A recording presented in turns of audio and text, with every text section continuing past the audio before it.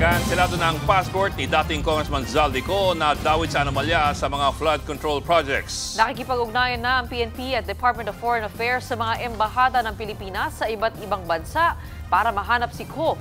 Nasa frontline na balitang yan si Maricel Harili. Ang passport po ni Zaldico ay kanselado na. Inanunsyo mismo ni Pangulong Bongbong Marcos na kanselado na ang pasaporte ni dating Ako Bicol Party List Representative Zaldico. Kaya inatasan ng Pangulo ang Department of Foreign Affairs at ang PNP na makipag-ugnayan sa iba't ibang embahada para matuntun ang puganting si Ko.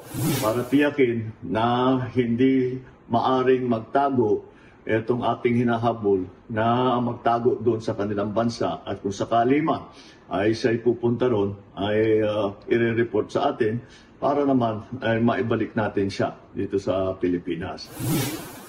Ayon sa abogado ni Ko na si Attorney Rui Rondain, kakatanggap lang niya ng kopya ng motion ng ombudsman para kanselahin ang pasaporte ng kanyang kliyente.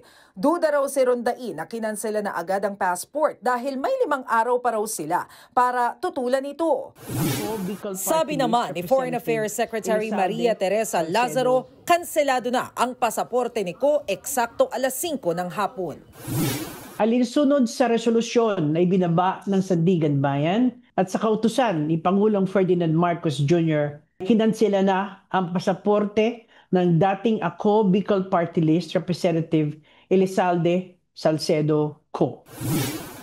Wanted si Ko matapos maakusahan ng graft at malversation kaugnay ng maanomalyang flood control project sa Oriental Mindoro. Ayon sa isang video ni Ko, noong Hulyo siya umalis ng bansa para sa isang medical check-up.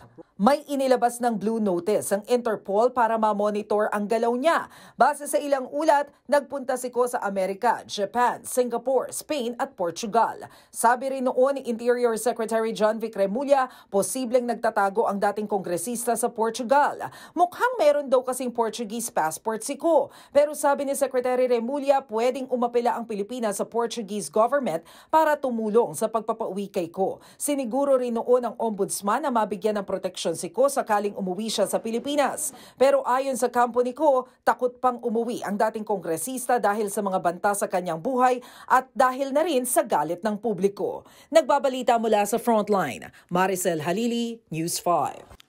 Mga kapatid, Ed Lingaw po, maging maalam at may pakialam sa mga napapanahong balita sa ating bansa. Para sa mas malilimang pagtalakay at paghimay sa mga issue at headlines, mag-follow at mag-subscribe sa social media pages ng News 5.